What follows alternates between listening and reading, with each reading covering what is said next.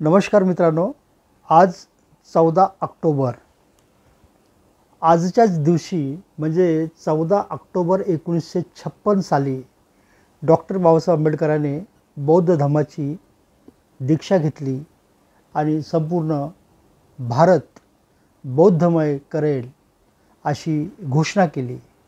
मित्रांनो, बौद्ध धर्मामध्ये महाबोधी विहार जे बिहार येथे आहे, या महाबोधी विहाराला अनन्यसाधारण असे महत्त्व आहे आणि या महाबोधी विहाराचा एक असा इतिहास आहे।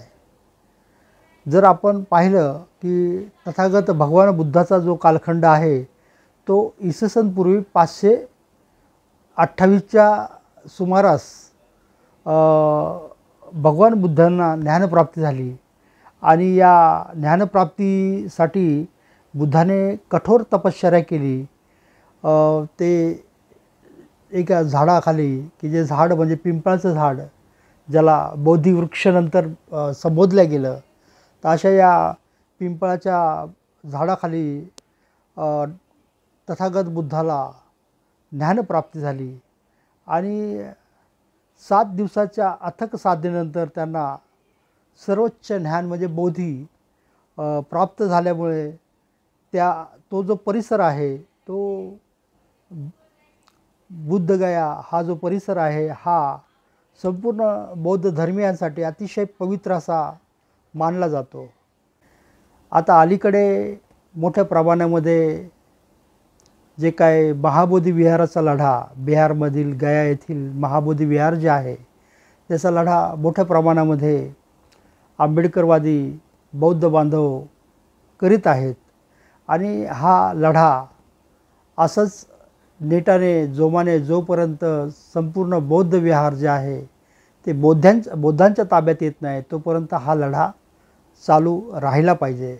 आज 14 ऑक्टोबर आहे आणि आजच आझाद मैदानला महाराष्ट्रातील संपूर्ण जे काय आंबेडकरवादी पक्ष आहेत त्या सगळ्या पक्षांनी अगदी काँग्रेस आणि इतरही ज्यामध्ये फुले आंबेडकरी विचाराचा मोठा जनसमुदाय आहे, या सगळ्यांनी आझाद मैदान येथे एक मोर्चा आयोजित केलेला आहे आणि या सगळ्यांचं एकच म्हणणं आहे की बिहार सरकारने जो कायदा आहे की ज्या कायद्यामध्ये हिंदूचे 5 आणि बौद्धांचे 4 अशा पद्धतीचे 9 जे व्यवस्थापक समिती आहे त्या समितीवरती नियंत्रण हिंदूचं आहे, तर ती समितीमध्ये पूर्ण 100% बौद्धांचं नियंत्रण असायला पाहिजे।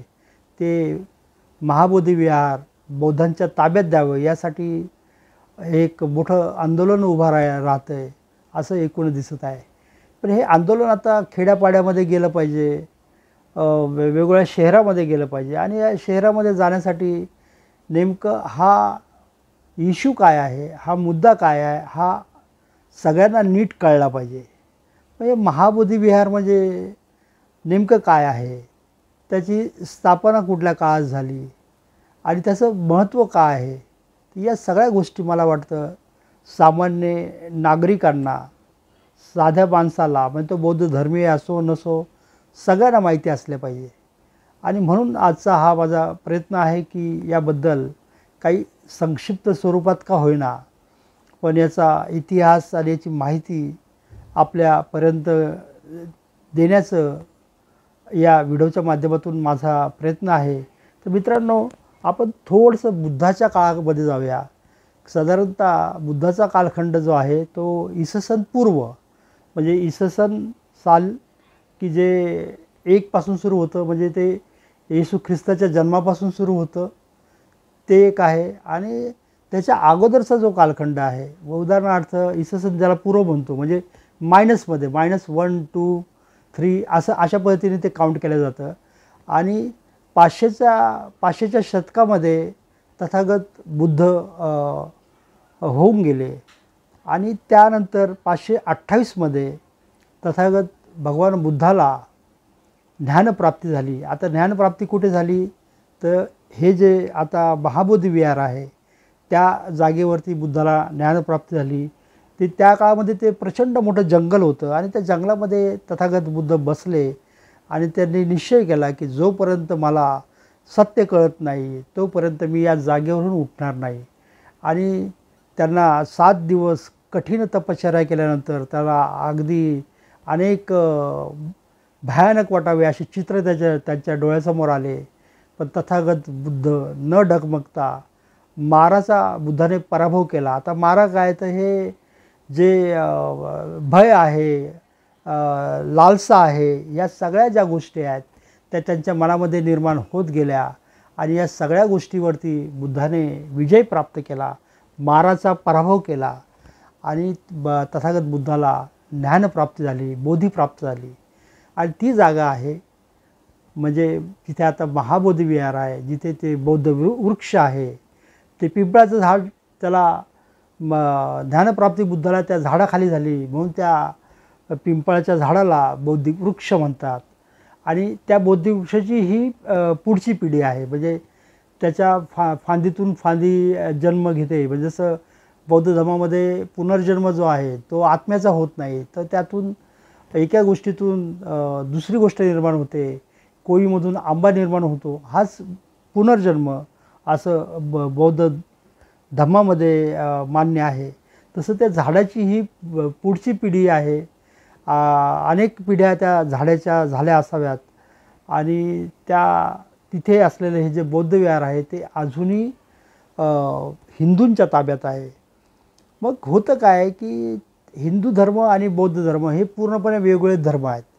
आता ते हिंदूच्या ताब्यामध्ये असल्यामुळे तिथे कर्मकांड केलं जातं, तिथे सिंदूर फासणं, बकऱ्याची बळी देणं. आता ह्या सगळ्या गोष्टी ज्या आहेत ह्या बौद्ध धर्मामध्ये अजिबात मान्य नाही आहेत. म्हणजे हिंसा बौद्ध धर्माला मान्य नाही आहे, बळी देणं मान्य नाही आहे, कुठलं तरी कर्मकांड करणं हे मान्य नाही आहे. मग अशा गोष्टी तिथे का केल्या जातात, तर कारण त्याचं नियंत्रण जे आहे ते हिंदू धर्मीयाच्या ताब्यामध्ये असल्यामुळे या सगळ्या गोष्टी तिथे अजूनही आता मोठ्या प्रमाणात होत आहेत.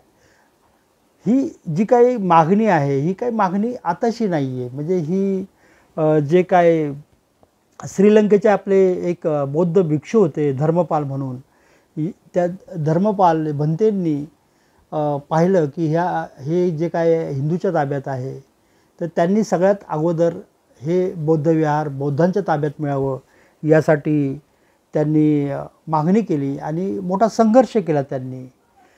आणि त्यानंतर मात्र या संघर्षाला जागतिक पटलावरती एक लोकांना लक्षात आलं की अशा पद्धतीचं जे काय आहे बौद्ध विहार आणि त्या बौद्ध विहारावरती हिंदूचा ताबा आहे ते बौद्धांना मिळालं पाहिजे, यासाठी एक मोठा संघर्ष चालला आहे. हे धर्मपाल यांच्यामुळे जगाला कळलं. आता थोडक्यात जर आपण पाहिलं तर साधारणतः कालावधी आणि घटना ज्या पाहिल्या, एक इतिहास जर धावता आपण असा पाहिला तर लक्षात येईल की इसवी पूर्व 528 गौतम बुद्धांनी बोधिवृक्षाखाली ज्ञानप्राप्ती त्यांना झाली. त्यानंतर इसवी पूर्व 3ऱ्या शतकामध्ये सम्राट अशोकाने महाबोधी परिसरात स्तूप, धर्मचक्र आणि एक छोटंसं बौद्ध विहार तिथे निर्माण केलं. सम्राट अशोकाने सगळ्यात अगोदर हे बौद्ध विहार निर्माण केलं. त्यानंतर इसवी म्हणजे बघा आता हे इसवी म्हणजे प्लसमध्ये झालं, इसवी पूर्व म्हणजे मायनसमध्ये. तर इसवी +5 ते 6व्या शतकामध्ये गुप्त राजवट होती आणि या गुप्त राजवटीत महाबोधी विहाराचा मोठा विस्तार झाला. आणि तिथे आताचं जे बौद्ध विहार दिसतंय ते महाबोधी विहार गुप्त राजवटीमध्ये विकसित केलं गेलं, बांधलं गेलं. आणि त्याच्यानंतर 7 ते 12व्या शतकामध्ये बौद्ध धर्माचे एक महत्त्वाचं केंद्र बनलं. म्हणजे सगळ्या जगाला कळलं की इथे बुद्धाला ज्ञान प्राप्त झाले आणि बौद्ध धर्म अशोकाच्या नंतरच संपूर्ण जगामध्ये पसरला होता. पण थायलंड, श्रीलंका म्हणजे सगळ्या जगामध्येच बौद्ध धर्म असताना बुद्धाला ज्ञानप्राप्ती कुठे झाली अशा प्रकारचं त्यांच्या वाचनामध्ये यायचं. पण त्यांना ज्यावेळेस कळलं की बुद्धाला ज्ञानप्राप्ती ही बिहारमध्ये बौद्ध गया जे आहे तिथे झाली, तर ते सगळ्या जगामध्ये एक पवित्र स्थान आणि म्हणून लोक ओळखायला लागले आणि तिकडे भेट देण्यासाठी ते प्रयत्न करायला लागले. जपानचे लोक तर भारताकडे पाय पाय करून झोपत नाहीत, कारण त्यांना असं वाटतं की बुद्धाचा जन्म भारतामध्ये झाला, बुद्धभूमी ही पवित्र बुद्धाची भूमी आहे, तर तिकडे डोकं करून आपण झोपलं पाहिजे. अशा पद्धतीची एक आदराची भावना जी आहे ती जापनीज लोकांमध्ये दिसते. तर साधारणतः 12व्या शतकामध्ये ते बौद्धगया एक महत्त्वाचे केंद्र बनलं. 12 ते 18 शतकामध्ये बौद्ध धर्माचा भारतात ऱ्हास व्हायला लागला. म्हणजे मुघलांच्या ज्या स्वाऱ्या झाल्या, आक्रमण जे झाले, ते आक्रमणामुळे बरेच बौद्धांची जी विहार आहेत ती उद्ध्वस्त केली गेली आणि बौद्ध धर्माचा ऱ्हास त्याच काळामध्ये झाला. महाबोधी विहार त्याच काळामध्ये इकडे मुस्लिमांनी बौद्ध विहार उद्ध्वस्त करायचा प्रयत्न केला आणि इकडे हिंदू महंतांनी बौद्ध विहार जी आहेत ती आपल्या ताब्यामध्ये घेतली आणि तिथे ते कर्मकांड वगैरे करायला लागले. आणि ही सगळी गोष्ट काही विद्वान लोकांच्या लक्षामध्ये येत होती. म्हणजे साधारणतः 1850 ते 1891मध्ये ब्रिटिश जे पुरातन संशोधक होते त्यांनी या बौद्ध विहाराचा इतिहास आणि सगळं पुन्हा शोधून काढला. काही गोष्टी त्यांनी अभ्यास केला आणि मग त्यांनी या विहाराचं जतन करायला सुरुवात केली. अनागरिक धर्मपाल यांनी हे बौद्ध विहार बौद्धांच्या ताब्यामध्ये असलं पाहिजे यासाठी मोठी चळवळ उभा केली. जसं मी म्हटलं की ते श्रीलंकेचे होते, पण त्यांनी भारतामध्ये येऊन ही चळवळ उभा केली आणि 1953 साली म्हणजे भारत स्वतंत्र झाल्यानंतर 1953 साली भारत सरकारने महाबोधी विहार समितीची स्थापना केली आणि 2002 साली महाबोधी विहाराला युनेस्कोचा जागतिक वारसा स्थळाचा दर्जा प्राप्त झाला. म्हणजे जगामध्ये जे काय युनेस्कोने काही जागतिक वारसा असलेले स्थळं जाहीर केलेले आहेत त्याला अनन्यसाधारण असं महत्त्व असतं. त्यामध्ये बौद्धगया हे एक मानलं जातं. तर असा हा थोडक्यात एक याचा इतिहास आहे महाबोधी विहाराचा.